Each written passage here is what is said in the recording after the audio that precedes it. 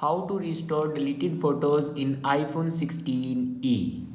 So let's start the video. First of all, open Photos library and scroll down in last, and here you can see the option recently deleted. Now click on it and then enter your passcode to see your recently deleted photos.